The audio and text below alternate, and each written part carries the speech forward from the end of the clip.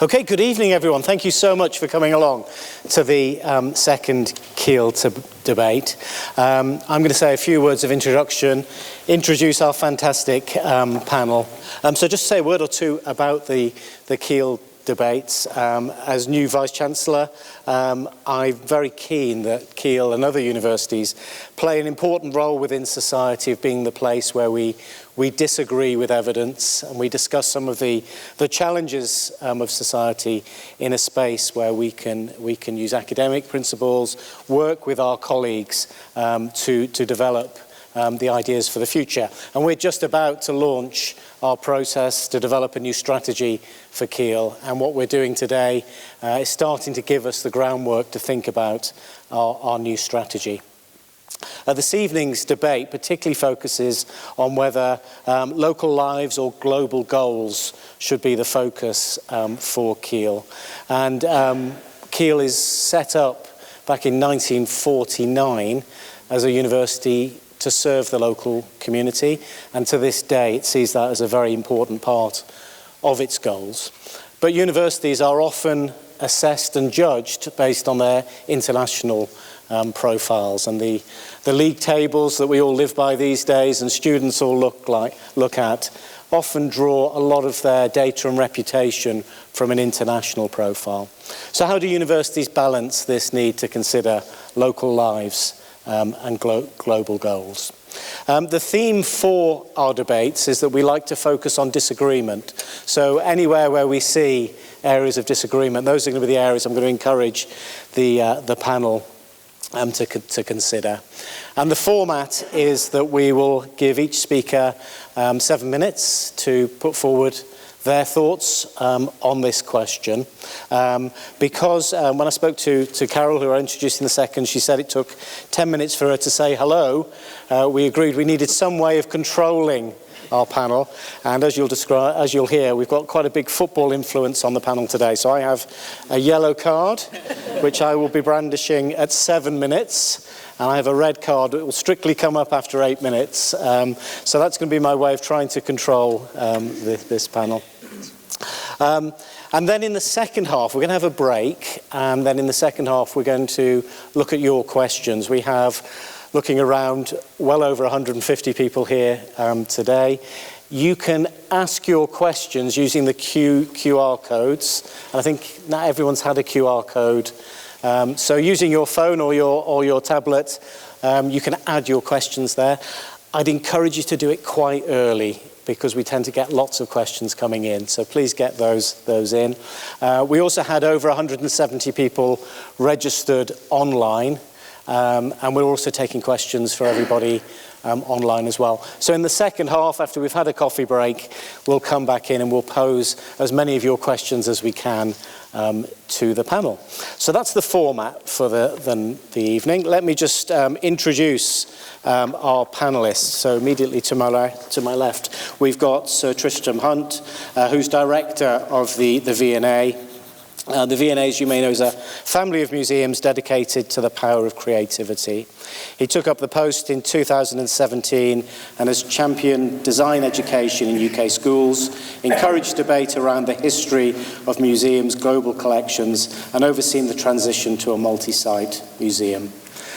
Prior to his role with the V&A, Tristram was Member of Parliament for Stoke-on-Trent Central, so very strong local commitment, and Shadow Secretary of State for Education. He has a doctorate in Victorian history from Cambridge University.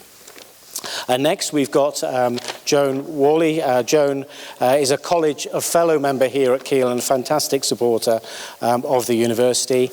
She was elected MP for Stoke-on-Trent in 5 subsequent elections between 1987, I need my glasses, and 2015. She's chaired the Environmental Audit Select Committee from 2010 up to her retirement. She's a Freeman of Stoke-on-Trent and of Kidsgrove, a patron of Staffordshire Wildlife Trust, and a huge Port Vale season ticket holder and fan. And I had the pleasure of going to a game with Joan just before Christmas. Next, we've got Dr. Alicia Greated, who is Executive Director of CASE. CASE is the Campaign for Science and Engineering, where she leads a dynamic organisation that has shaped significant changes in public policy. Alicia joined CASE in April of 2024 and has extensive experience of strategic leadership and management in the R&D sector, including as CEO both in the UK and overseas. And I think when I first met you in the UK, but then we met again, I think, in India when you were there as well. Prior to joining CASE, Alicia was CEO of the Knowledge Transfer Network, and before that was Global Director of Research and Enterprise at Heriot-Watt University. Next, we've got Martin. So Martin Murray is the acting leader of Staffordshire County Council, and he brings decades worth of business experience and acumen to help boost the economy and profile of Staffordshire, making it the beating heart of the country. Over the past 15 years, he's been an advisor for the nighttime economy and nightlife, becoming an ambassador and board member for several national and international nighttime economy groups and organisations, and a board member for safety groups and for charities. And finally, we have Carol Shanahan, OBE. Carol went from being a tech entrepreneur and trailblazer to being a football club owner. She's a football club owner. It says here, Carol, this is not meant to be a dig, not for glory. Although you have had some glory in the football We're specialising capacity. in not for glory. But I think, having got to know Carol, she wants to make a difference through the ownership of the club, and it's fantastic what Port Vale are doing for the local community. And being part of Port Vale has been a powerful way to invest in people, pride and place. She began her career as the first female computer operator in a major IT company, later co-founding a successful IT business with 360 staff and turning over £25 million per year. She's now chair of the Port Vale Football Club and dedicated community champion.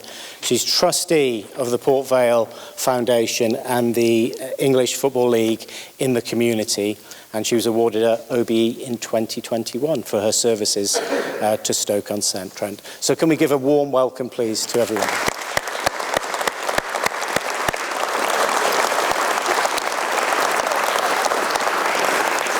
So our first 7 minutes, and we're going to invite Tristram, please, to lead the way. Great. Well, good evening, everyone. Thank you so much for inviting me here this evening. It's a great pleasure to be back in North Staffordshire, and particularly as an honorary doctor of Keele University, which has right from the beginning, to my mind, combined this conversation about local and global, from Plato to NATO being one of the earliest and most famous courses delivered here. I want to go back slightly earlier than the mid-20th century to the mid-18th century and talk about, obviously, one of the founding figures in the history of Stoke-on-Trent and the potteries. And I do so with trepidation because we have the great historian Gay Blake Roberts here of Wedgwood on the front row. But Josiah Wedgwood, born in 1730 in Burslem, in the mother town, became the defining figure of Stoke-on-Trent, and he embodies this conversation about the local and the global. And when you study the history of this man in the 18th century and think about these forces, you realize that this notion of a contradiction or competition between the local and the global is fallacious. That Josiah Wedgwood's life in the mid-1700s, in the narrow vales of North Staffordshire, in the 6 towns of the potteries, he was also dealing with global forces. He was influencing the world, and the world was influencing him. So when we think about the local and the global, we cannot kind of put them to one side in distinction to another. We need to merge them together. A few examples of this from Wedgwood's time. He's obviously the man who convinces the shareholders of the Trent and Mersey Canal that it should go right past his factory at Etruria. That obviously is enormously important for his own wealth creation. But that also meant that suddenly the pottery from North Staffordshire flowing out from Liverpool and Hull was in a global conversation around the political economy of trade. And Wedgwood then begins to think about global design and the competition he is in the 1760s and 1770s with Mughal India and Qing China. He is thinking on that scale, and he also knows that if he's going to live a prosperous and meaningful and successful local life, he's also going to have to think on a global setting. And so when you look at the letters of Wedgwood, and he has this great conversations with his business partner, Thomas Bentley, a Liverpool merchant originally, it's all about the place of Stoke-on-Trent in the world, the place of the potteries in the world. And they're, yes, in competition with Matthew Bolton down in Birmingham. Yes, they're in competition with other parts of the country, but they're also thinking about how they're in competition around the world. The great example, in a sense, of Josiah Wedgwood's global vision is the frog service he creates for Catherine the Great of Russia. And through 744, I hope I've got that right, pieces of pottery, Wedgwood creates an idea of England. He creates an idea of Britain, which was then going to be sent to the Empress of Russia for her to describe what Britain was and to encourage reform in her own country. And so through the minutiae of making ceramics, through the brilliance of the craft and these wonderful words that we see above us about breaking the mold and that tradition of innovation we have here in North Staffordshire, Wedgwood is involved in a conversation about political and social reform in Russia through the power of pottery, all coming out of the Six Towns. And it wasn't just trade and it wasn't just the economy. Wedgwood was an individual who thought about the great political and ethical and moral movements taking place around the world. So when his friend Benjamin Franklin is involved in the beginnings of the American Revolution, Wedgwood doesn't think, well, that doesn't involve me, that's nothing to do with me here in Staffordshire. Actually, I'm part of this conversation around human rights and self-government and political liberty. And so he starts to support, through his pottery again, the Confederacy cause and the battle for freedom in America. When in 1789, the Bastille is stormed at the beginning of the French Revolution, there's this amazing letter that Wedgwood writes to Erasmus Darwin saying, listen, I know this is going to affect my trade in France, but I think this is the most spectacular thing in the history of human freedom. And again, he creates work celebrating that. And of course, his greatest contribution to global issues was his campaign against the slave trade. And again, this isn't necessarily impacting him at a local level, but he realizes these global conversations are of profound significance to him living a meaningful life here in North Staffordshire. And so he creates that great symbol of abolition, the pin badge in jasperware, black and white relief, with the motto, "Am I not a man and a brother?" And that is the symbol of abolition. That is what everyone wears, as in the 1980s, many of you will have worn your CND badges or Extinction Rebellion stickers today. It's a political symbol about a campaign for justice. So this was a very local life, but led on a global stage through both trade and politics. The other point I want to make was that Wedgwood always felt that London and the power of London was a part of his success. And there was no sort of tension between a successful, healthy, booming, prosperous London and wealth creation here in North Staffordshire. And again, when we think about the local and the global, we should also think partly about the regional and the metropolitan.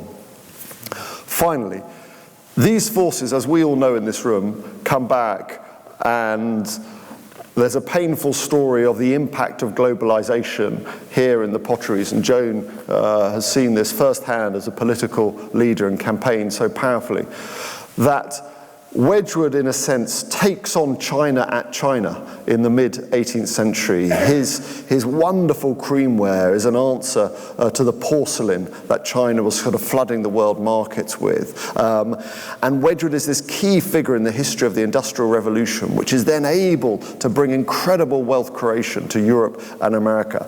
But when China re-emerges onto the global world stage in the 1980s, followed by Thailand, followed by Vietnam, followed by Indonesia, we all know the impact of that on prosperity, on communities, on livelihoods here. We saw in Joan's constituency the removal of the Royal Dalton jobs to Indonesia, thanks to globalization. So the notion that we cannot be interested in global affairs is fallacious, because they're going to impact us so powerfully locally. So that's why I think when we think about the local and the global, we have to take them together. Thank you. Thank you very much.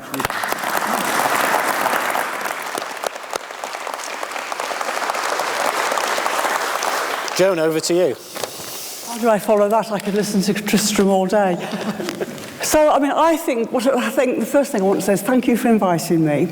And thank you for having this panel with so many wonderful panellists. And thank you to the audience and to the students at Cllr and to those who will be listening to us online.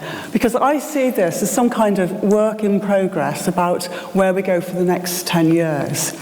So that is our history that Tristram has just talked about, and his book is so wonderful as well. If you haven't read the book, please read it. That's our origin. That's, in a way, the way that this place in Staffordshire, and Cllr represents Shropshire and parts around the world as well.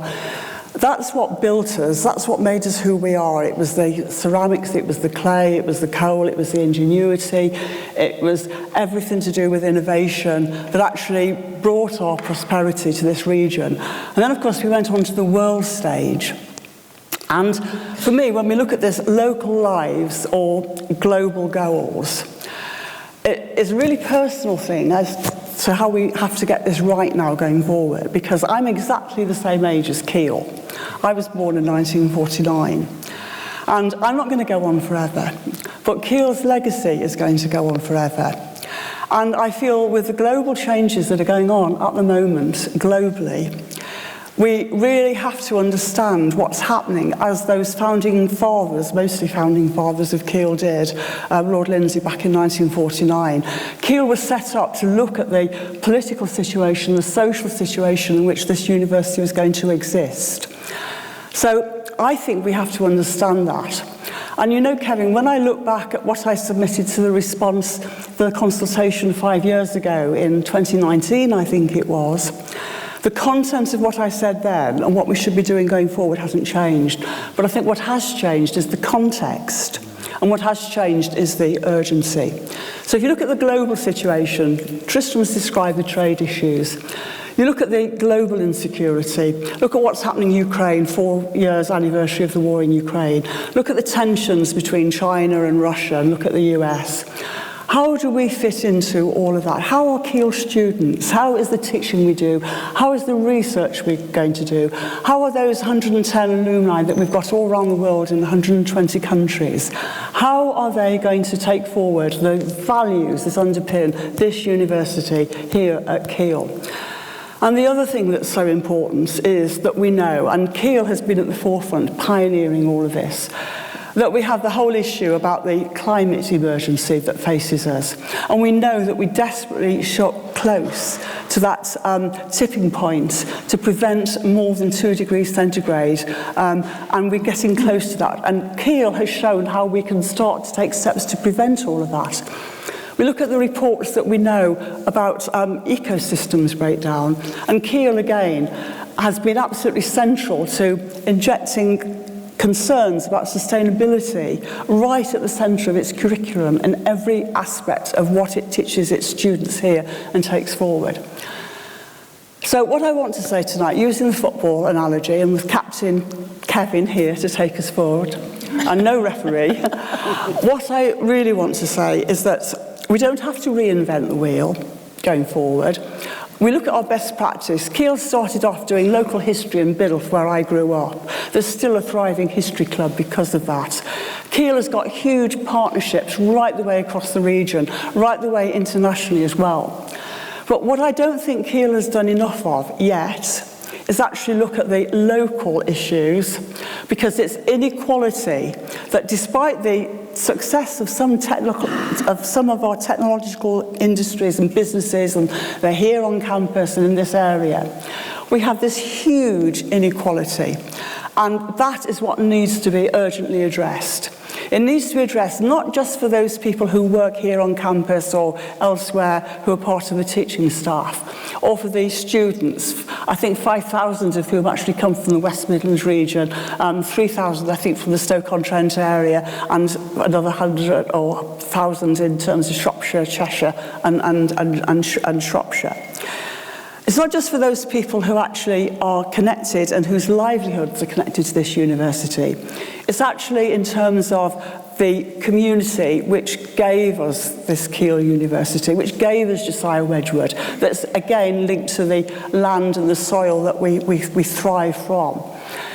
So what I think we have to do is really look at what Keele excels in. And it's excelled with its international achievements for sustainability. I look at the partnerships that Keele has. I could go on at great extent. I remember how in the 1980s, for example, there was no medical school here. That medical school didn't come by accident. It came by design, because we convinced the Tory government at the time that they had to make sure that this medical college came here. You look at the interaction that there is now between Keele and Combined Healthcare Trust with the Midlands Health Partnership. Look at the University Hospital of the North Midlands, UHNM. You know, it's just wonderful to go into accident and emergency. Not that it ever is wonderful to go into accident and emergency, but to go there and to see the Keele slogan up there at the front of the A&E. Because it is that medical school bringing it here which is actually improving those local lives. It's the partnerships that Keele University has with so many, whether it's research on ageing across Stoke-on-Trent, whether it's the organisation that Carol chairs in terms of 100 going forward following the centenary in Stoke-on-Trent, whether it's the modern foreign languages and the way in which we're building relationships with our twin city of Erlangen and with the Siemens, who are right at the very height of, you know, centre to the global work on engineering and innovation and technology. There are all these partnerships taking place right now between students, between research, but my point is we have to invest it back as well as into the global economy, into this local economy. So it's not just this campus, it's the whole area that supports Keele. And the question is, how do we do that? And what I would like to say, Kevin, is we need to be about connections. We need to be looking at how we can be better connected, but we need to do it in a systematic way. We need to do it in a system change way, and we need to do it with ambition. And I think that your achievement here through the Sustainable Development Goals is the key. We put that at the heart of all the work, all the research, every bit of the curriculum, and regard this area as our campus. So we build the partnerships with ambition, with organisations like the Health Service. We're at a time of great change in the NHS at the moment. We're at a time of great change in terms of local government reorganisation. Here in Keele, we don't have a mayor like we have Andy Burnham in Manchester or Steve Rotherham in Liverpool. We have a reorganisation going on. But what we need to do is to bring all these partners and businesses and community groups, and I think that Keele's logo has to be at the heart of it. And if we put, I think it's number 17 of the Sustainable Development Goals, at the heart of how Keele takes its ethos forward, just like with the foundation year back in 1949, then with that connectivity and partnership, we can say local lives matter, global goals matter. It's not a football match, one versus the other. It's actually collaborating and making that partnership work. Thank you. Thank you very much.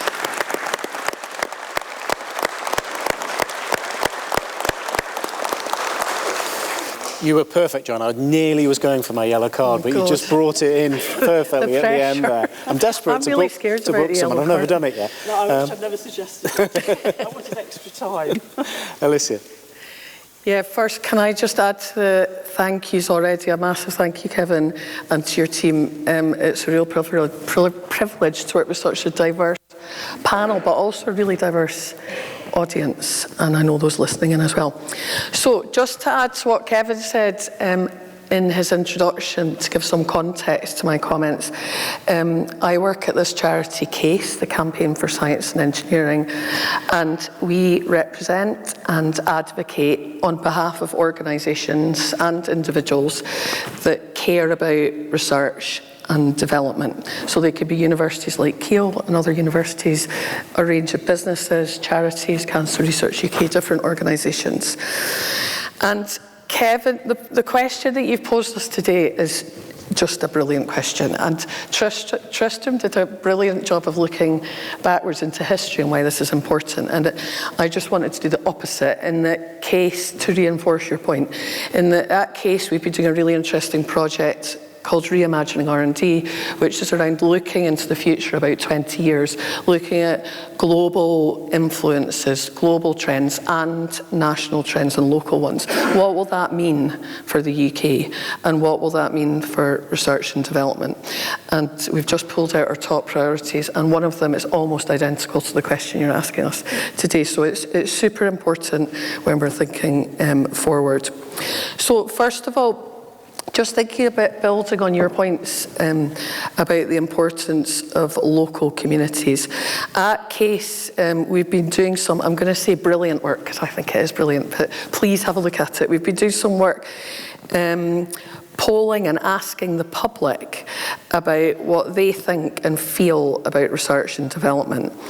And why should we be bothered about this? Why should an advocacy agency be talking to the public? Well, the public is us, that's voters, the people making the decisions, the people paying for a lot of this work, and ultimately the people that should be benefiting for research and innovation that organisations like Cllr are doing.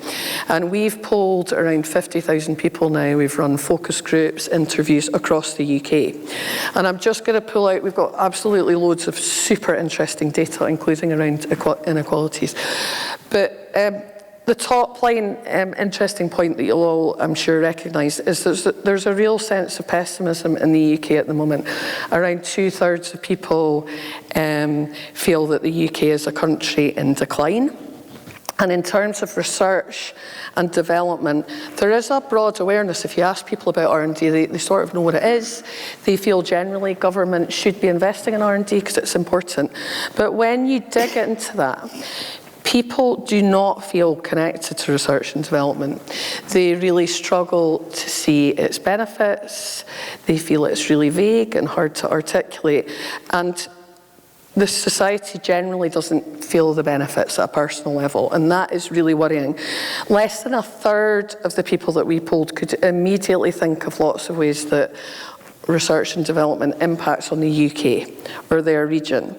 But worryingly, and listen to this stat, because this is worrying, just 18% of people, that is less than 1 in 5 people, when they were asked about benefits, could think about them to their local area or to them individually. And I think that's a really, really bad stat. So this suggests that we've got broad support for research and innovation, but it's really shallow. So there's a big risk. I mean, I'm thinking about the future of Keele and other universities and people doing research. There's a big risk of complacency, or even worse, indifference, like people just don't really care. And that also means there's a risk of future political buy-in. So it's interesting having all these politicians. And that's especially so when we have an environment which you've been describing where finances are really tight, when we're faced with this very changing, both national and geopolitical changing environment, where there's tough decisions to make. We, as a community that does and cares about research and development, we absolutely have to take this seriously, and it is urgent. But the good news is, when we look at the work that we've done, there are ways that are really effective in engaging and bringing people that understanding. And one of the key ways that we can connect and encourage people to feel those benefits is on a local level. So it's engaging and connecting with local communities, it's showing local impact. People really care, obviously, as you can imagine, about local jobs, about many people would like to see a lab on their high street or want to be involved in the research as it actually happens. So from the local element to your question, R&D, research and development that has relevance to local people and local communities and engaging them is fundamental, it's critical to your strategy. But then, what does that mean for international? So you're limited on resources, what does that mean for the wider global thinking? Now, for research and development and innovation, international collaboration is not a nice to have, it is absolutely essential. There's a massive amount of evidence that I won't go through now showing that international partnerships and relationships enormously improve both the quality and impacts of research and innovation. But who do you partner with? How do you make those decisions? And we've had lots of references to different political events happening across the world. As Kevin mentioned, I spent 7 years working overseas, 4 in India and 3 in China, building research and development partnerships. And I was based at the embassy, and we would have delegations coming all the time, visitors from across the UK, visitors from regions, visitors from institutions, all coming with their set of priorities. When you're the recipient of that, that is just quite muddled and confusing. So what I would say to Keele, to you as a community and in any university, is be really clear about what you want from your international partnerships. Be really clear about what your offer is, what are you bringing, and also recognise, and given all the national priorities, that those international partnerships can be made very clearly at a regional level and can benefit, exactly as we've heard from first 2 speakers, on a regional level at Keele or at Stoke level. But I also wanted to say, especially for some of the people working on communications and impact, that it's really important when you're developing those partnerships that you show and demonstrate cleverly the value of those. And we did some work with the Gates Foundation. I don't know if you've heard of the Gates Foundation, but we were looking at public attitudes towards global-facing R&D. So that's research that's happening in the UK, but it could have a benefit, or probably does have a benefit internationally. Now, the public broadly, again, they broadly support international research partnerships. That's probably a good thing. But our study showed that sentiment can really turn against a project or an initiative when it's seen as a bit of a luxury, when it's not clear of why it's benefiting people in the UK or local regions. So it's absolutely critical that you have either good evidence or really good story about the impact and how it's benefiting local communities. That might sound obvious, but we use a lot of wording and narratives that don't land well on our communities. For example, the term science superpower, which the UK government used for a long time, and nobody really likes it very much. So I just wanted to finish, before I get the yellow card, because we've got all these politicians, just mentioning a few words about politics and what that will mean for the future of research and development and how we make those decisions. We've already heard there are big changes happening in global politics, but also in UK politics. And the work that we've been doing around public attitudes has shown that voting intention has a big impact on how you view the value of research and development and investment into research and development. And it's really interesting having Martin here, and we had a bit of a chat before, is that Reform voters on the last poll that we did are less likely to support public investment in R&D. Both Reform and Green voters are more likely to feel that the benefits of R&D are spread unequally across the UK. And we've got a new really interesting project looking at the shifting voter landscape, so please do ask me about that. So I just wanted to finish to say, in answer to the question, I agree with both the speakers beforehand. I know we're meant to be disagreeing, by the way, but I'll be able to disagree later. That we do need to be working both nationally and globally, but be really thoughtful about how we do it. But I talked very much at the beginning about the feeling of pessimism in the UK, and what I'd like to leave you with is the benefits of research, the benefits of innovation can give hope. They give hope to local communities like Keele and Stoke and in any community, and we really need to care about that and explain the decisions that we're making. Thank you very much. Thank you.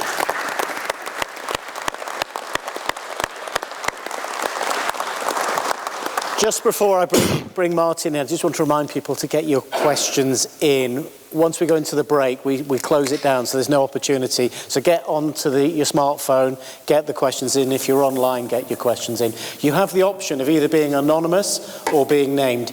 It would be great if you're in the room and you're willing for us to name you. We might bring a mic round. I don't want to put people off, but we might bring the mic round and ask you, because it just brings more of the audience into the discussion today. So please get your questions in, and then over to Martin. Thank you, Alan. I think you've had enough thank yous. I mean, how much accolade can we bestow? It really is an honour for myself to be here. I'm not from a highly educated background. Came from a town called Cannock. He makes a great point about inequality. Cannock Chase, about bottom 12% in education, about the same in its funding level. And you wonder why it's in the bottom 12%. It makes you wonder, where's the money? Where's the result? You hit with the history, the globalisation. People forget Staffordshire was the home, was the birthplace of the Industrial Revolution. The Black Country was part of Staffordshire. That fire pit by night and darkness by day. It was Staffordshire. All of it, all along that Dudley Road, all part of Staffordshire originally. And you hit with the research development and the viewpoint of it. And I hit it in everything I've got it. I thought it was really interesting. I was thinking, will I be aligned with what I'm going to say? But I'll hit it a slightly different way. And I hit this about nightlife, about culture, that scene, that change, that thing that comes next. I mean, for decades, for far too many decades, I'm going back, I was bottling up in the 70s. I brought karaoke to England. Yes, it's my fault. It is my fault. That was 85, 86. I've been doing this a long, long time. So I've always been part of what that next scene is. I've sort of always seen where it is and where it's coming. It's taught me something really powerful. And it's for generations, global culture, those shifts, they never begin within the big city. They never begin within the big institutions. It starts in small towns, in back rooms, in little cottages. It begins with our research idea that somebody's had right now in their bedroom before they've even hit university. That's where it begins. It begins in those unknown areas. And we've seen this throughout all of history in our culture. The Roaring Twenties. I mean, they were backroom locked rooms, the speakeasies of America, literally hidden away everywhere. Our swinging 60s came over, birthed out of people bringing records on ships, on those transport ships. When they brought the goods over, they'd bring some of the records over from America. They'd be in the cafes, on the truck stop cafes, and they'd put them in the jukebox, and that's how people learnt about the American music coming on over. Didn't start in the big dance halls and the big clubs. Started in truck stops, in little cafes along the side of the road. Heavy rock, punk, obviously. People always say Aussie birth of heavy rock. It wasn't actually. It was actually Staffordshire again, Wolverhampton. It's the Dudley Road. You speak to. I knew quite a few of them from my father, and that. It was the Dudley Road they all came to perform along, from Wolverhampton to Dudley. All the pubs, the workman clubs along there. It's about all these rock bands. Why ACD came over from Australia. It was to perform along this road. It was where the scene began. An unknown road of unknown venues of working class. Come back to Stoke-on-Hanley, the scene that moved right the way down to Hanley. It's just something going ahead of came out of Sheffield. I mean, the name's just gone straight out my head. It will come back to me in a second. Sorry about that. Punk again did come out of London, and it was one of the true ones that had no boundaries between wealth. You had the homeless, those living in the squats, to those rich millionaires. Dancing away to punk. in underground clubs. And then the last youth revolution that we had was the late 80s. It was the last youth revolution we had. And it was acid house. The illegal raves in the fields that we went to. Remember, the internet didn't exist. Mobile phones were not invented. We had 0898 premium rate phone numbers at 20p a minute. That's how you made your money. And there were flyers put in phone boxes. They sort of use that in London now for a different reason, but it came from that one. We gave flyers out, they phoned up an 0898 number, premium rate, and we got literally tens of thousands of people to turn up in a field just for the scene that they wanted. It was unheard of. It started out little towns, little back rooms, little pubs in the northwest.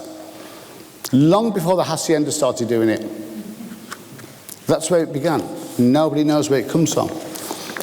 Come back again to Wedgwood, we always remember the history of that one. But where does it go to today? It gets lost to the globalist and forgotten with the local. Now these trends, they set global trends. Your EDM, electronic dance music today, these DJs, some of these DJs on a couple £100,000 an hour. It's the Americans get most of it. It's in Vegas. It's in Dubai. It's no longer in the UK. It's the old school boys, the ones that made their names in the 90s that are filling the festivals still to this day. So where's the new one come from? There's a huge boom to come there in some scene. It's bubbling away, whatever it may be, who knows what it is. But again, that research will be in somebody's head in their bedroom right now. Some 12, 13-year-old will have an idea. They don't even know it yet, and that will explode onto the scene. It's the research that comes on through. Never forget the impact that will have, nor the origins of where it came from. Now this brings me to Keele, and this music, this university marketplace, it's academic circles, it's renowned. It is globally renowned. I mean, it is so impressive what it is known for here. But you then step just a few miles away into towns like Cannock, to Tamworth. They do not even know it exists. Oh, is that medical university? They have no clue. You come back to that research of the pessimism they have for what research studies. It's because they have no understanding of the wealth and the value it is here. And that is the local. And that is the local that we are all missing within this. That's that scene that is building. Who's telling them? Who's putting that fly in the booth to get them to come along? Who's letting them know to inspire them to come next? Do you know what? It might be worth trying. You know what? It's worth it at school, because that's where the next line will be. That's where the next research. I have an idea, but where do I take it? And we lose it. And to say how truly leading Keele is, I mean, it's with the future energy, the clean energy Keele, the smart energy network demonstrator we now have that started in January, the hydrogen generation hub, astrophysics. And I mean, it's using AI, mapping the universe. I mean, for the origins of life, basically, the organic building blocks. The life sciences, obviously, the NHS is what made it famous, but the cancer detection research is doing within this university. The infectious diseases, dengue fever, and the tracking to global crop losses. I spent quite a bit of time in Africa, so I've quite a bit of knowledge of the importance of those things. The advanced materials that we're coming on through now, and truly global, we are still in the potteries. We are still in ceramics, but ceramics today do not necessarily make your cup and saucer. They're lining your nuclear reactor. They're out there on your satellites. They are in every single one of your phones. On the bed that your chip sits on is ceramic. So why are we not leading the world again on ceramics? Because we have the technology here. It delivers more into the education. It's that homegrown. It will inspire our next children, our next residents of Staffordshire to come through and want to develop better. It was really good that you said that how they foresee that level of research development. Brings the real economy of it all. It brings in great value of our economies, our businesses within the science park that's right here. But what else is there across the whole of Staffordshire? Again, that inspiration of the local before it gets lost to globalisation. And how many of our students that come here return and take it out? The brain drain of Staffordshire, the forgotten county. That's why I said Staffordshire is the heart of the country, which was very well known for. Obviously, the nightclub said it lost its beat. So I wanted to make it the beating heart of the country again. And that's to prevent the brain drain from this county, to inspire more to come here, to localise. That will now be exported with the wealth and its value remaining in Staffordshire, rather than being lost to other countries. And if like international students come here, they get the highest level of education and research, about 80%. Go back to their international countries. We've lost that wealth. We've lost that knowledge. They've taken it out. We've just exported that next level. It should be more homegrown and more focused on homegrown. And that brings our local area up. That brings our national GDP up. And that puts us back on the global marketplace and ends the pessimism, encourages and inspires all by the local. And that's local is the new national. Thank you. Very much, Martin.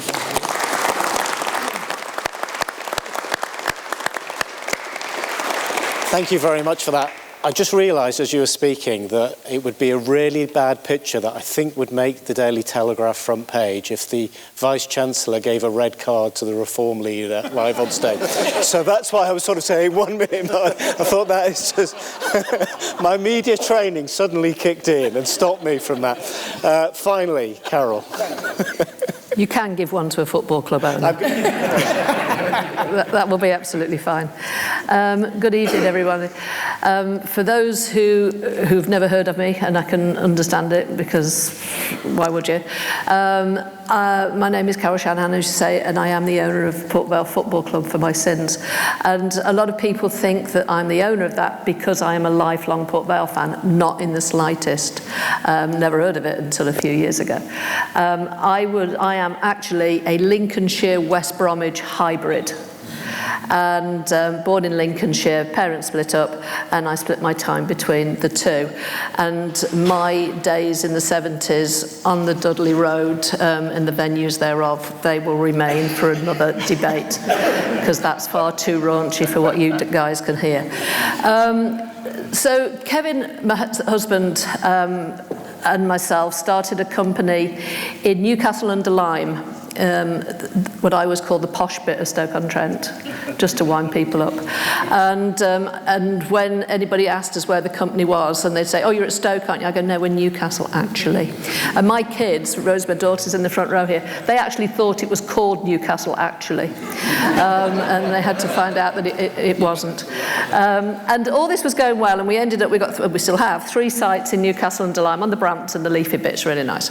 And during the time that we were there, we did a lot of work raising money for charity. And that's what we did, and it's a good and noble thing to do, and more people should do it, and I encourage people to do it.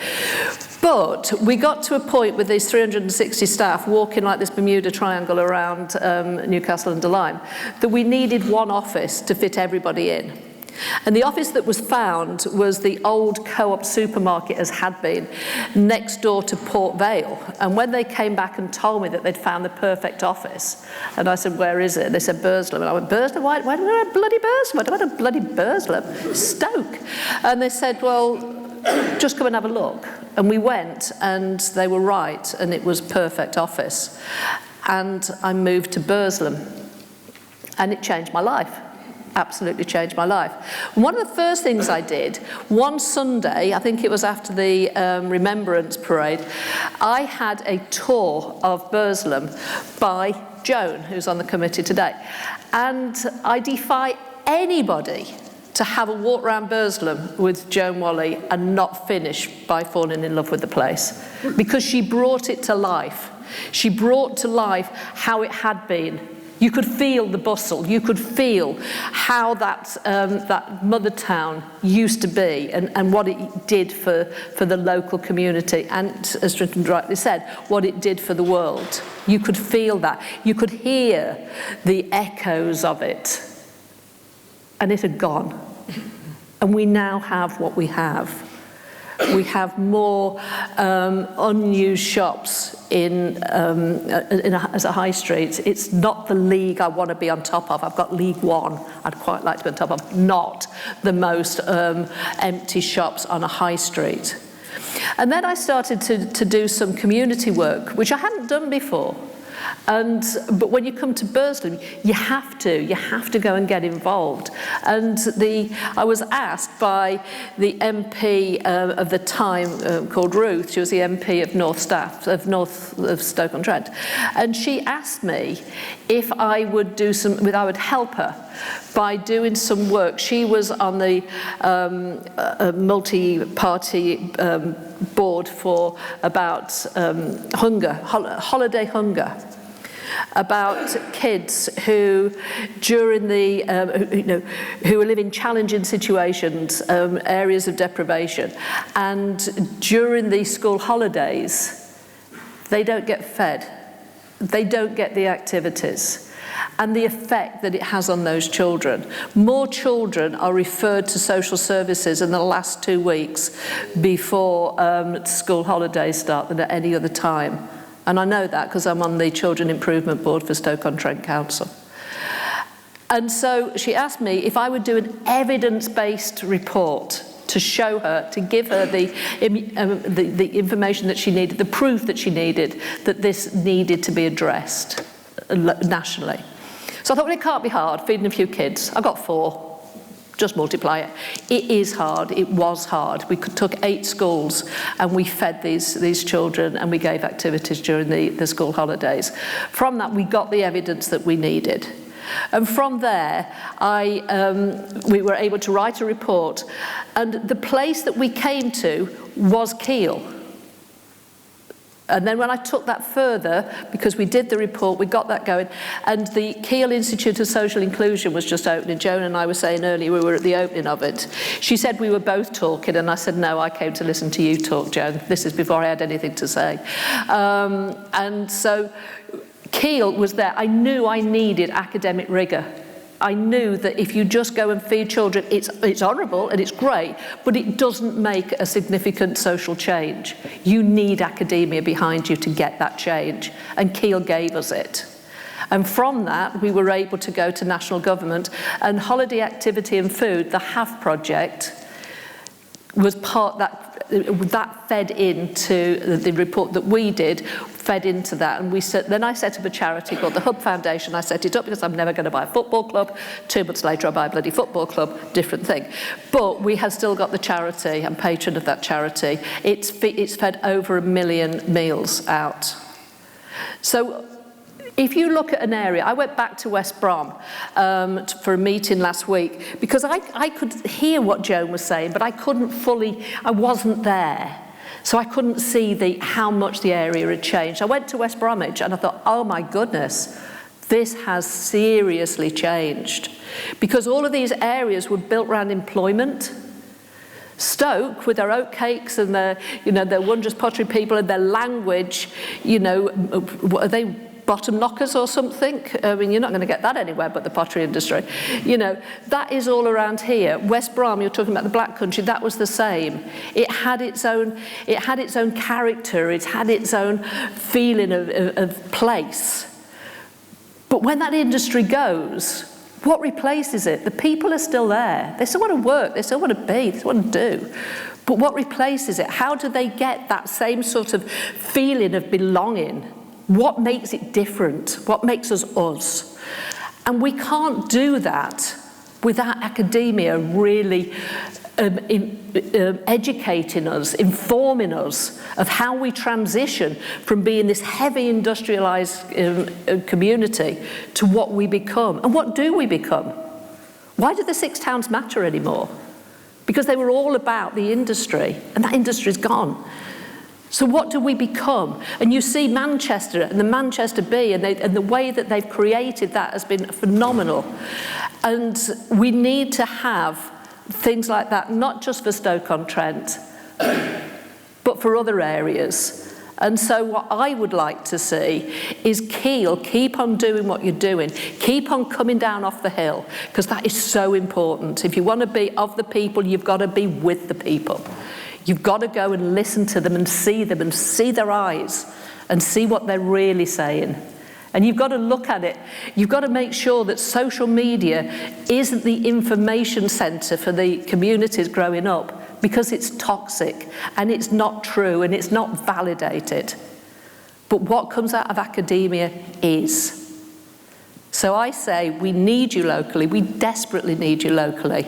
And from that, we can inform nationally. And from that, we can change the bloody world. Thank you.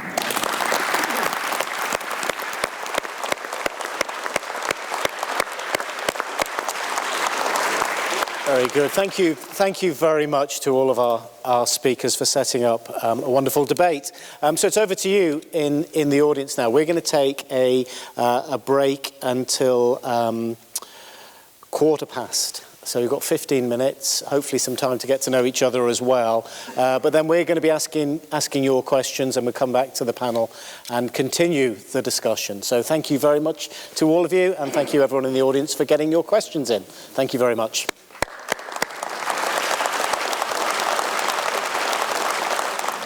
We had a great response to the first half. We had 45 or so questions, so thank you very much for that. We're going to try to get through as many as we can, so I'll come to different members of the panel for each question. The first question is in the room, and the person said they're happy to be on mic. So Philip Atkins is hopefully here. And we're getting a mic to you. I can see some running at the back with the mic. Here we go. Thank you. My question is, in the council chamber at Stafford, for Staffordshire County Council, there's 4 pillars. And it's a question I asked of the officers back in 2009. And on the 4 pillars are 4 motifs. And the 4 motifs are ceramics, iron making, agriculture, and which one have I missed out? Mining. Only because I've got it written down here. Good, I didn't know, yeah. But thank you. Yeah. So when you look back, most of them have gone. So the question I asked of the organisation were, what are the 4 motifs that you put on the roof of the 4 pillars to keep the economic roof over Staffordshire today? Thank you very much for that. I didn't pre-warn, which I said I would do. I was going to come to Martin and Joan on that. Other members are welcome to catch my eye. Alicia definitely doesn't want to. Martin, and then Joan. I think one is future agri-tech. So it's that agricultural technology going forwards. We are known as an agricultural county, traditionally. I know it's a combination now today. We must look more towards self-sufficiency in food. Depending which study you look at, it's at best high 40% sufficiency in our own food. But agri-tech, future growth of food, can still be in there going on forwards. The next is obviously technology, and it's in institutions, global place like this, with research development. And it's the inspiration of what comes next, the unknown. I spoke about that earlier. It's that thought that's in someone's head that is yet to hit academia. The idea is there right now. Now, obviously, AI is everything. AI is just a search tool. It still needs to be programmed. It still needs to know what to look at. But to know what to ask it. So again, that technology going on forwards, we are moving from, we're in a new industrial revolution. It's a tech revolution, without any shadow of doubt. We led the industrial revolution, why do we not lead the tech revolution? Thank you very much. We need another place like this. Yeah, I'm going to let Joan come in and see. Definitely, thanks for your question. Good question. This area our prosperity was actually based on fossil fuels. And the whole kind of remediation and everything else, and the pollution and the ill health and everything that comes from that, coupled with the need to actually find a new economy that's based on advanced manufacturing, that's based on technology, that's based on renewables, something that's really been, trailblazed here at Keele, looking at the whole kind of energy efficiency, energy, etc., etc. So I don't know what single word would actually cover all of those things, but that would be the first one on my first pillar. Okay? Looking ahead in terms of the global challenges that I referred to in my speech about what we face, I think one of the issues that is going to come forward increasingly is food security. And so I think that the agricultural pillar still has relevance, but that there's a whole aspect to that about how we're going to get food security in the future, how we're going to get farming and agriculture attuned with nature and with the whole ecological crisis that we face, how we're going to get people trained in cooking, going back to, I learned home economics at school, I know how to cook a meal from scratch, but looking at the whole way in which, and all of that. So I would put food safety, and then I think I would want to put health, Kevin, because I remember my maiden speech in Parliament was the health of the nation is the highest law. And I think that we're in a very, very difficult time going forward with the NHS. I'm not wanting to bring politics into it, Martin, but I hear what your party's been saying about the NHS, but I won't bring that into it. But looking at the research aspects of things, and the wonderful research that takes place here in Keele, look at the way in which healthy lifestyles have got the power to actually turn around people's health and the preventative side of health. I was at Parliament last week celebrating 150 years of the Public Health Act back in 1875, and how population health and the health of the people, determinants of health, I think that health would be there. I'm not sure about the fourth one. Probably I would have a football pillar, but that's global as well. And Tristram's going to come. I would add the fourth as tourism. If you actually want wealth creation and jobs, it's a massive industry.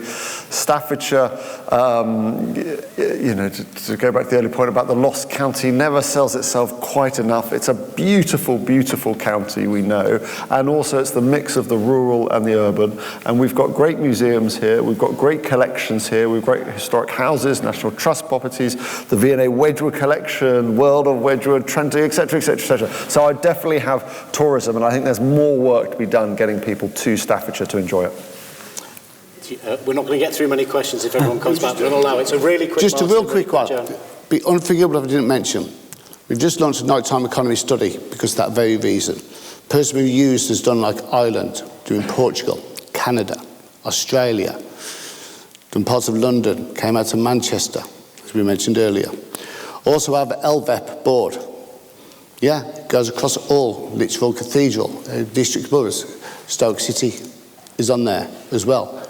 The importance of our culture, of our hospitality, tourism, leisure, is what we do. We work hard, but we must be able to play hard as well. Yeah, thank you. Joan, to finish. I just wanted to add to Tristram's pillar of tourism.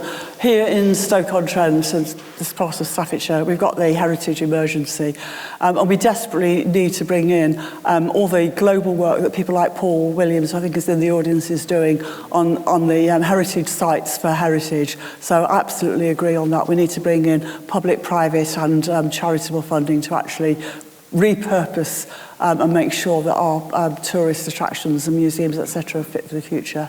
Great. Philip, that was a fantastic question. I think we did it justice. I think there were some very good suggestions there. So. Gave the 4 answers that I got back from staff. Ah, very good. We're going to go to our next question. Our next question is from a student, which is great, Shane Smith-Bassett. I'm going to read it out. I'm going to direct it to Alicia. And it is, what's the strongest case for prioritising global impact, even when local needs are urgent? And how do you justify that to residents who may be left behind? I think that's a brilliant question. So you could say this from the student perspective, but I won't go there because I think you had that last week in the debate. But from the research perspective, as I said,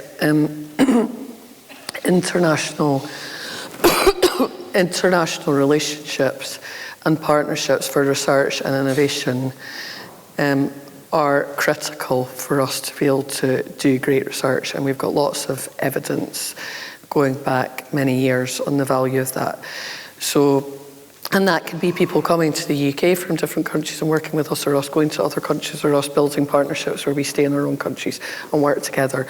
But the value of that enhances the research and the innovation and the impact of that we do.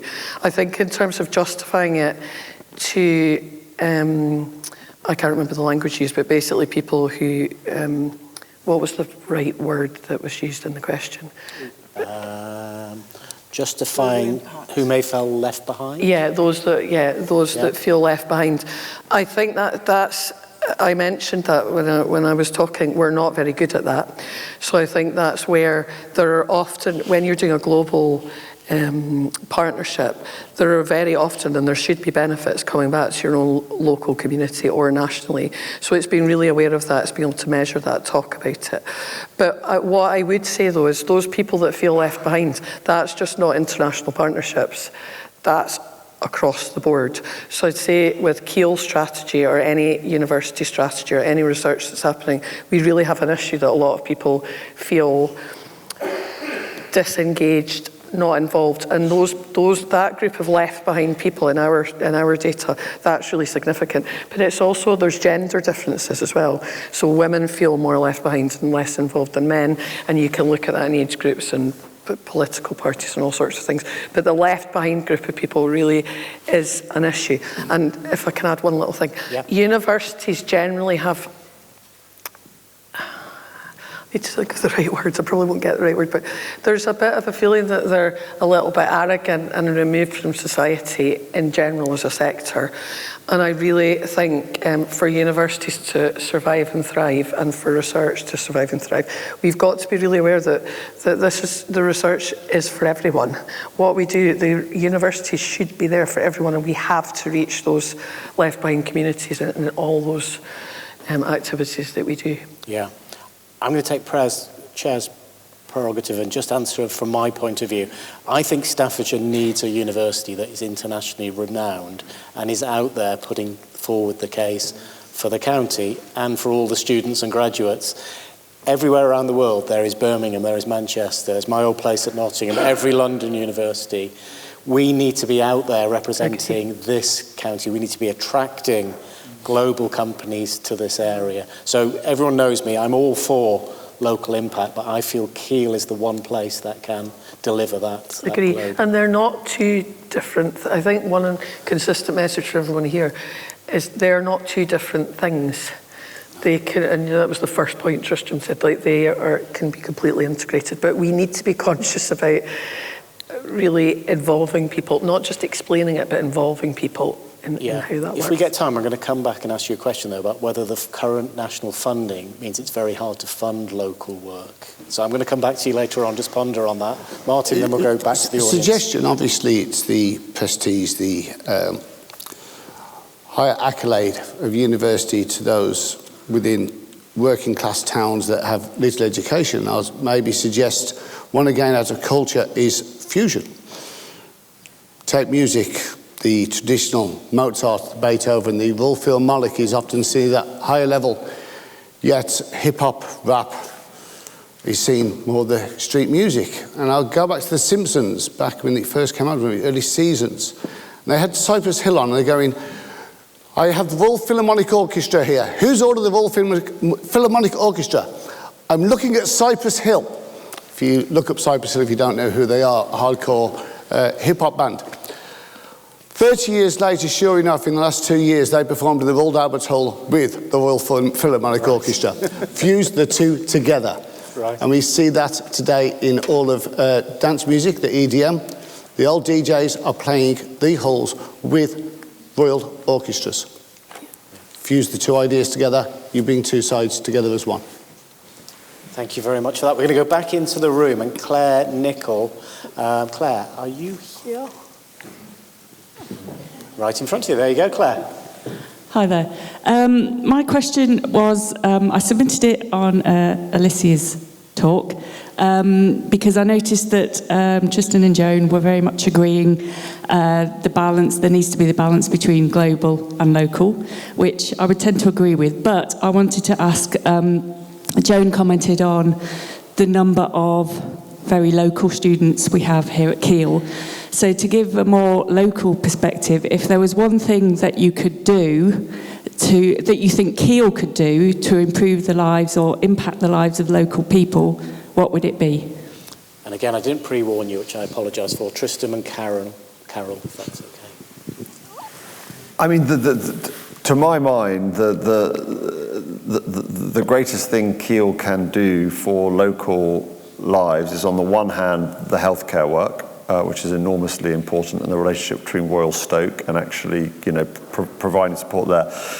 But just as important is just creating wealth and creating jobs and creating businesses, and then supporting those businesses as wealth-creating endeavours locally, so that there is more sustainable local employment. And I think if you have the healthcare work and the employment piece, that's really, really powerful. This university does all sorts of other things. When I was an MP, we worked with Keele to create something which was called, in those days, the Maths Enterprise Partnership, which was about supporting maths teachers with support by Denise Coates, and ensuring that maths teachers stay in Stoke-on-Trent. And actually, we gave them more money to stay in Stoke-on-Trent. And part of that was also professional development through the maths department here at Keele, and that was enormously important in terms of education. But at the moment, I'll do healthcare and jobs.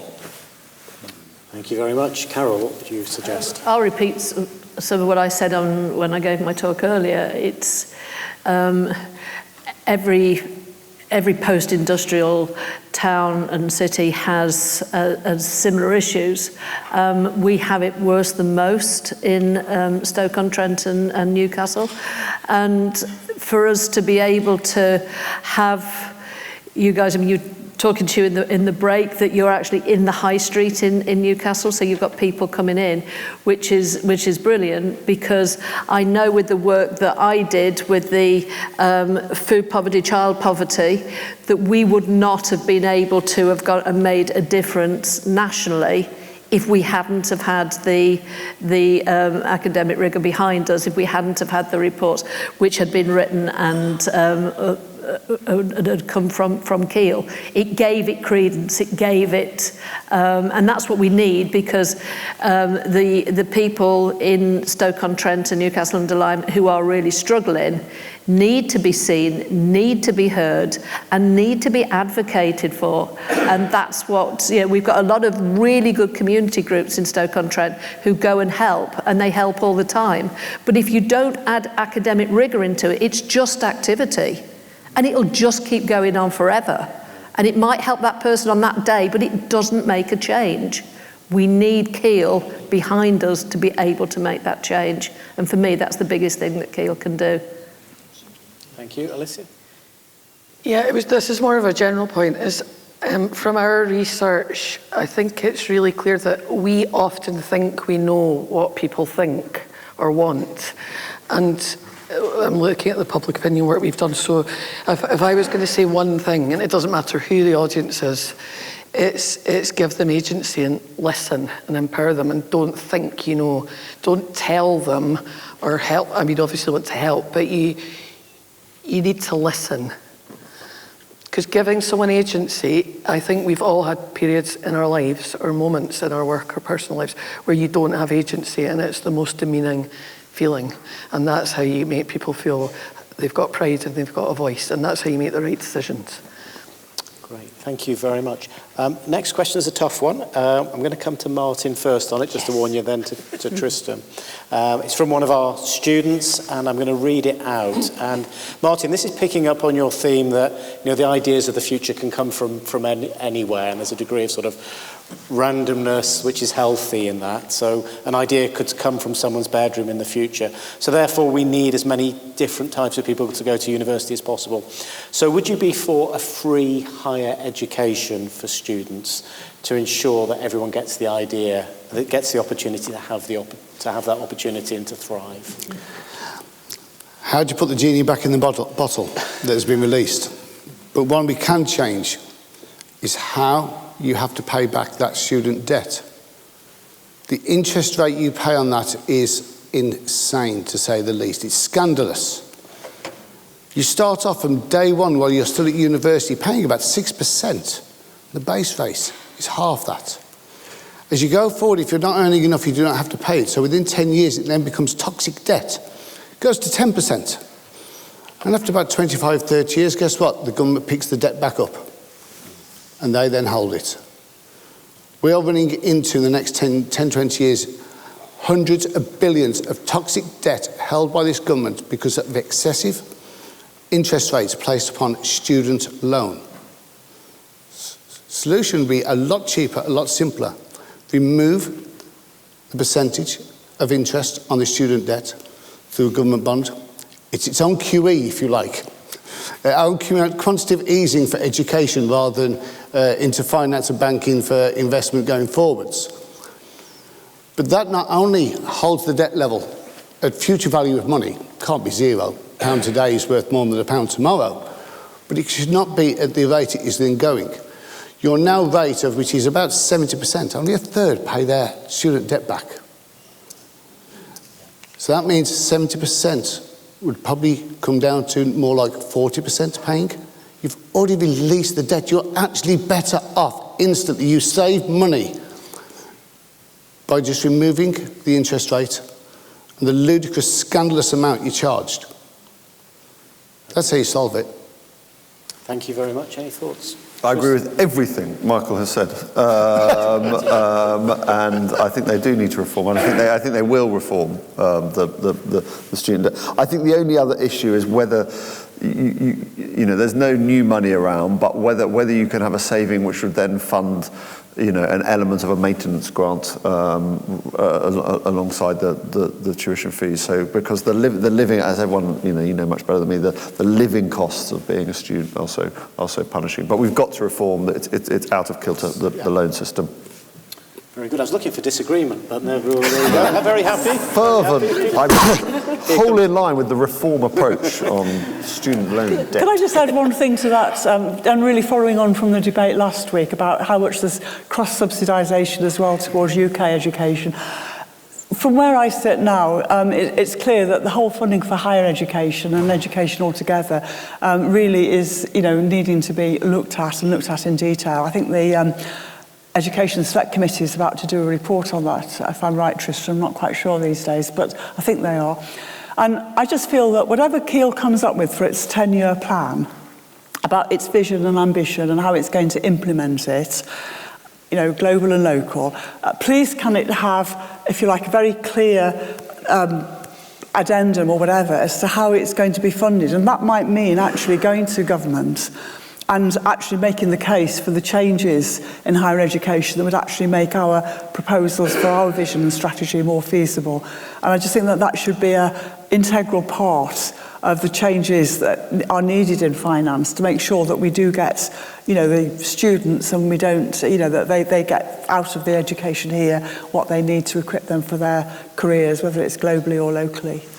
Thank you. Alicia, I'm going to take my opportunity to say the question that I warned you that was coming from me, which is, the government, we both know, has said that it wants to see research specialisation and the concentration of research funding into sort of global centres of excellence. Does that make it more difficult for a university like Keele to be able to afford to do local work because it may not be as competitive as an Imperial College looking to do a worldwide project? I think it's a great question, and there's so much change happening at the moment. It's really difficult to answer that. I would say in any environment for a university like Keele to excel, I think specialising and knowing what you're good at is critical. So I think that's absolutely the right thing to do. What I would say is with the sort of more regional type of funding that's already happening and that's probably going to happen more, is you need to look very carefully and strategically at collaborations, because the way, I don't know how many people are up on this, but research funding, the way we do research funding is very competitive. It creates competition across the UK, and I think the leaders, the organisations that are going to really excel are those that use the competition but then collaborate where they feel it's will create value. And I think Keele, your approach, and I think where Keele sits and the sort of things you're good at, I think you're in a good position for that. What I would say is don't be quiet. Right. I would really, when I say lobby, is know who your but like speak to the ministers, like go down to London, be at the events, make noise. Like speak, I don't mean negative noise, but be known. Yeah. And you can do that in groups, as you know. Like you've already got groups set up, but I think that's really critical, because when change is happening, you want to be a voice that's part of that change, and not then be moaning retrospectively about decisions that have been made. Yeah. Okay. Thank you very much. Yeah, Martin. Obviously, are you asking me a question? I'm going to ask you a question. It's really a point, because obviously you're based nationally, primarily in London. Does Staffordshire actually have a voice in London? Do they know we exist on these points? Or are we forgotten as much as I think? Well, I mean, I live in Scotland, so I've spent my whole life. When you're outside of London, it is very difficult to have a voice. And the reality is, to have a voice, if you want to have a voice with UK politicians, the reality is, I mean, I could sugarcoat it, but you actually need to be in the rooms. You need to be there, you need to be at the networking events. Just one thing to add, we were talking about this in the car, is I think there's a bit of a reinforcing slight issue, is that we're looking at the restructuring, and I'm not an expert in this, but how regions and devolution are evolving in England, right? And there are some areas, and I'll give specific examples of Liverpool and Manchester, because we talked about those, where they have mayors that have been there a long time. They've got super clear strategies. I can tell you Liverpool's strategy. I can tell you that, because Steve Rotherham, who's the mayor there, will just talk about R&D, innovation. Everyone's saying the same thing. So I do think there's an issue for regions where they don't have that centralised voice, that when you go into that competitive funding arena, even if it's on a local level, you've got these areas that are quite advanced in their narrative and their strategy. So you do really have to up your game to be competitive. And I don't mean that I mean regions that don't have that, that sort of step, advanced position. Okay, thank you very much. No. Okay. Next one, we're going to go online. Carol, I'm going to come to you for this one. It's from one of our PhD students, Emma Baines, who I met a couple of weeks ago. Incredibly proud of her hometown of Stoke-on-Trent. She says, Carol, you've done fantastic work across Stoke-on-Trent. Thank you. What lessons have you learned that you can share with Keele to help us have the same impact and champion our great city? I think the biggest lesson I've learnt is don't just fall for the outside view of somewhere, and I spoke earlier about me saying, oh no, I don't want to be in Stoke, I don't want to be in Stoke. I had built this vision in my mind of what being in Stoke meant. And when I got there, it was completely different. It was with challenges, but it was, and social challenges. But having got in there, I suddenly felt that not only could I be part of it, but I actually wanted to be part of it. And I wanted to be part of it moving forward. And I really want to be part of where it evolves into. And if you look at how Stoke-on-Trent has changed in the last, even in the last few years that I've been there, but if you look at overall how it's changed, and I saw this, as I said, when I went last week into West Brom, because I had a start point there to be able to see how much it had changed. And as my nan said, just because they improve things, Carol, doesn't mean they always make it better. And it's true. Some of the things that were supposed to be improvements, I didn't think were. But then I thought, well, hang on, Carol, you've changed a lot in the 50 years. So of course this area has changed. And so rather than hankering into the past, and this is my worry with Stoke-on-Trent, we're all about what we were. And yeah, that's great, we were, and it was amazing. And history is amazing, Tristram, it is. But it isn't where we are today, and it isn't where we're going to be in the future. It has to be informed by it, it has to be rooted in it, but it can't be in it, we can't live in it. So for me, I've learned that you go in with a more open mind than I had. You go in and you look at what's actually there, and what we've got in Stoke-on-Trent is this amazing multicultural, diverse community, and it's full of everything. It's full of everything that you could ever wish to whether it's in food, in nightlife, in everything. But you've got to go in there and embrace it and find it. And a lot of the work that's on the F100, where I'm co-chair, that I'm pushing for is about educating us all about the environment that we're in, about the place that we're in. What is Stoke-on-Trent today? What is Newcastle-under-Lyme today? What is its diverse, how does its diverse landscape look? Where are its problems? What problems do people face? And what can we do about it? How can we be a group that, in a society that looks to help each other rather than just feel entitled within there? And I think that's been a big change that I've seen in society, is it's a lot more what should I have rather than what can I give. And if you want people to give it, then they've got to see the value in giving it and the pride in giving it. So it's building that Liverpool thing. And Carol, I mean, I think what you say is exactly right, but that's also the story of the history is, in a sense, not one about nostalgia and just thinking about the past. The life of Wedgwood was one of relentless innovation and iconoclasm and change. And when something was, when a product line wasn't selling, when a kind of style was out of date, he was ruthless, absolutely ruthless.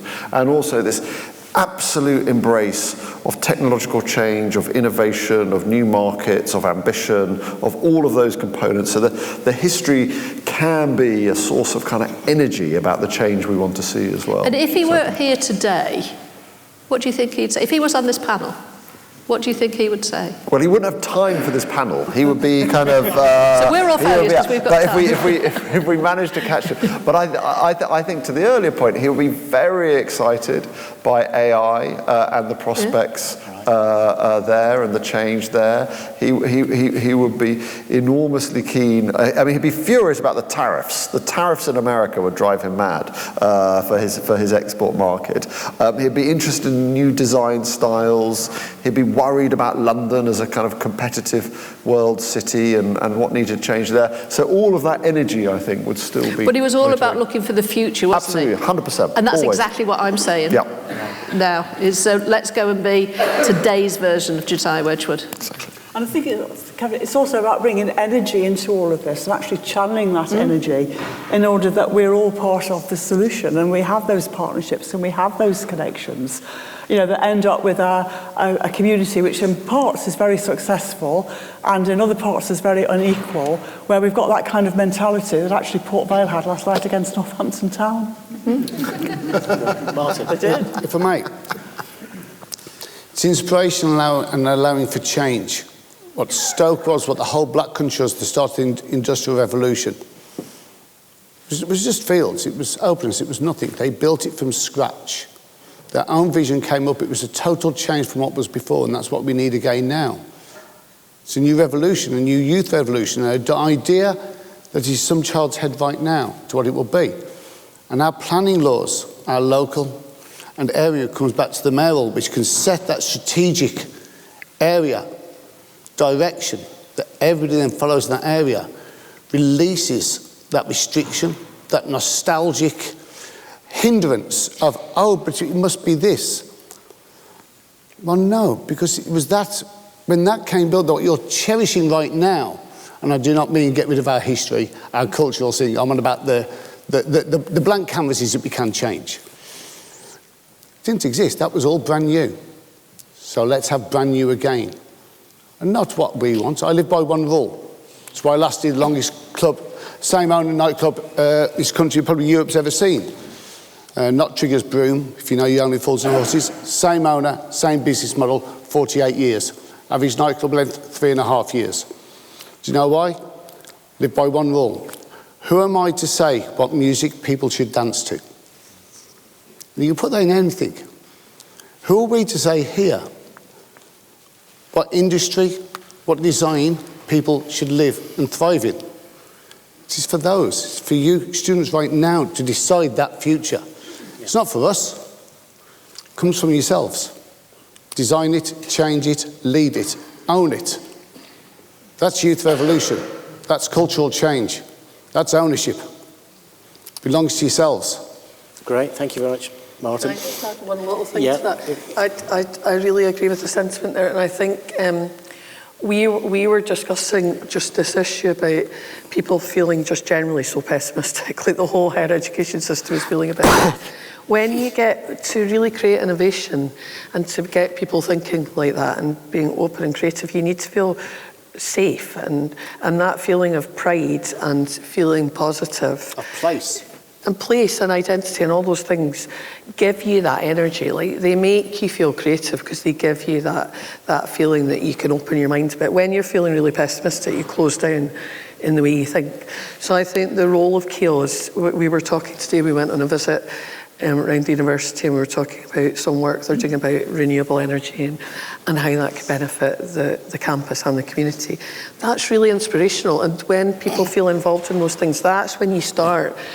When you're having those debates like this, when you're opening that up and bringing pride into the community, that's when you get those ideas coming up and you can harness them. Yeah, thank you very much for that. So, just being new to the region, what I'm building on Joan's point, there's huge energy in this area. I've just really noticed it as I've come in. And not a lot of pessimism. The only place is, and Carol's going to tell me off for this, probably the last 15 minutes at Port Vale. There's a little bit of pessimism in the crowd. But they hope and live forwards. It's why they play again and again and again. The pessimism vanishes. Yes. And it becomes hope again straight away. Great. Okay. So I'm keen to come. Sorry, yeah. No, you deserve you get a right this to reply. idea of what a Stokey is, and I think it's summed up quite a bit. You know, when we sign a new player, and Kirsty's in the back of the room, she'll be able to say this is true. It'll go onto the forums. This signing is shit. I hope I'm wrong.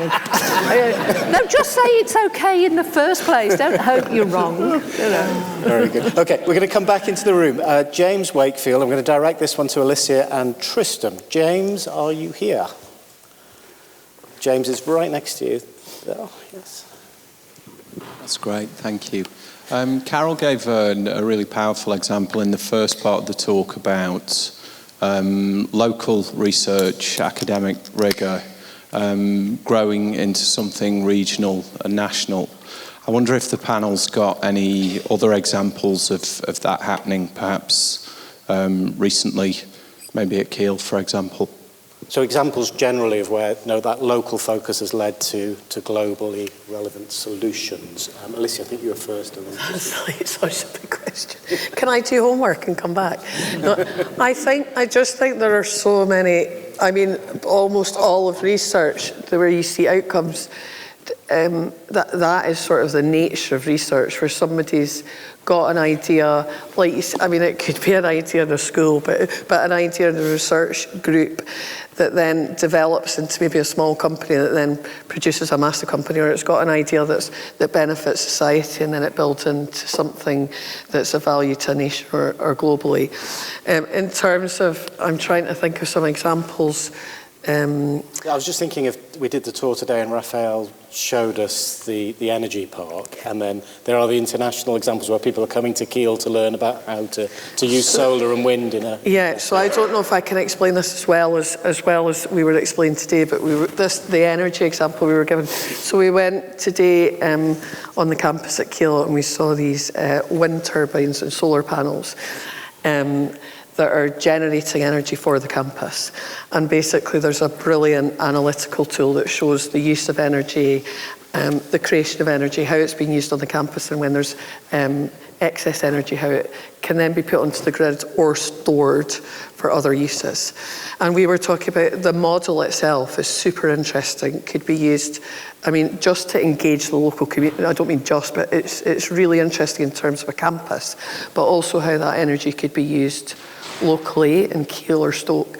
And then, as Kevin just said, the actual model, the way of using and analysing the way different energy is utilised and how you can create a model to balance that has been explored by all sorts of international partners and businesses. So that's an example here in the campus today that was just super inspiring. And also just to add to that, the origin of that So we talked about the different people that were involved in the idea around that, and obviously there was lots of academic inputs into that, but there was also, we've got people from estates in the audience, there was people from estates that were involved, that technicians, people that are involved much more on the practical side. So it's super interesting combination of people involved, and I'm sure in the campus you'll get more engagement in getting engaged in that energy use. But there's lots of brilliant examples. Thank you very much. Over to Tristram. I was always, when I was the MP, I was always struck, and you'll tell me the right name, but going to visit the research facility, which I want to say was called the Cidian. It used to be like Ceramica, didn't it? And then it became the Cidian. And the incredible use of the ceramics in space technology, in new energy systems, in medicine, in mobile phone technology, and I was just blown away by that. But I think we should also reflect, I think we're in the Denise Coates Foundation building.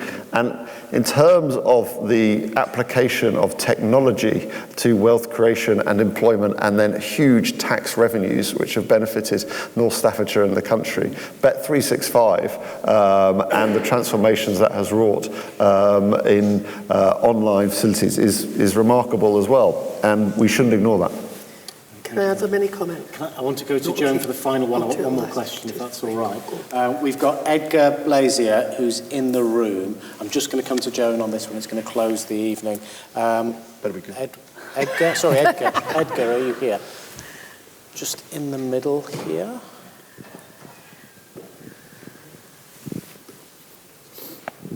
Good evening, everyone.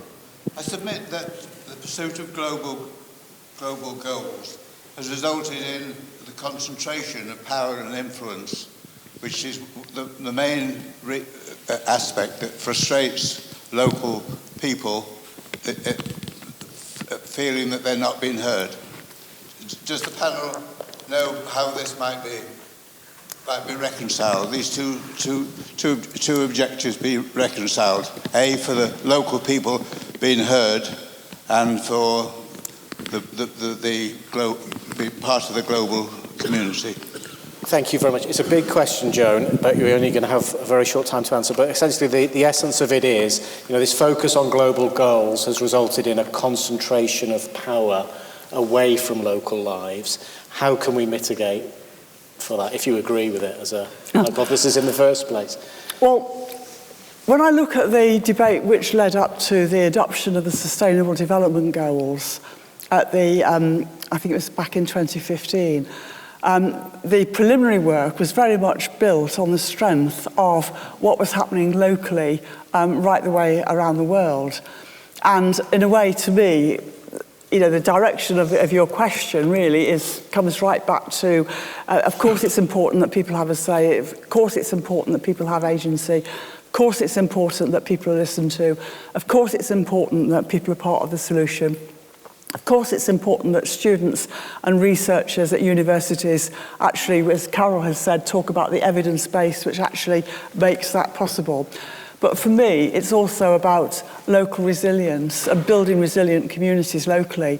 And if we don't have resilient local communities that can cope with whatever's thrown at them, which have a voice, then we're not going to be able to compete at any kind of a market, local or global, and we're going to get wider gaps and inequalities rather than fewer. So I would just say that in terms of looking at global goals, the strength of them is that they actually originate from, local communities everywhere, and that's where education and the input of education into that is just really important. And it's about having that voice and knowing how to use that voice. And if I could just mention as well, Kevin, because we haven't really looked into it, I had quite a lot of contact with the Modern Foreign Languages department at Keele as well. And it's just really clear to me that we're losing modern foreign language teaching right the way across this region. Keele still has it.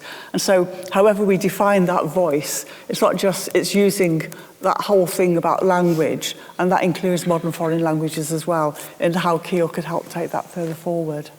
Fantastic. Thank you so much. Well, look, we're up on time. We're slightly over, but I'd like to just say a few words in closing. The first is to thank everyone who's come along this evening. Thank you for your questions, everyone who's joined us online. In terms of what happens next, we are developing our new strategy for Keele. For everyone here who's a Keele member of staff, you will know there's an open process for anyone across the university to submit ideas on any aspect of how you want the university's strategy to develop. You may have heard some things this evening that have stimulated some thoughts. I'm sure you will. We've already had over 120 ideas in the first 3 weeks, and it's building a fantastic resource for us to build our new strategy. If you're not a member of staff, you can also feed in your ideas. There's an email address here, keele.debates@keele.ac.uk. Any thoughts that you have that can guide our future, we are very open to hearing from everybody. The next thing to say is that for our staff, again, we have a strategy hub where you can find lots of great resources. We've looked across the world at what makes a great strategy, and we've also given you the opportunity to look at some of the key data that's driving the future for the region and for Keele. And the final thing to say before we thank our fantastic panel is that we will do this all again, but with a different subject. So our next Keele debate is coming up on the 23rd of March. It's breadth versus depth in an AI world. Does society need generalists or specialist graduates? So really looking forward to that debate. But I found that a fantastic discussion. Thank you very much. I hope it wasn't too much like sitting a very hard exam in front of 300 people looking over your shoulder, but you did a fantastic job. So thank you. Can you join me in thanking the panel?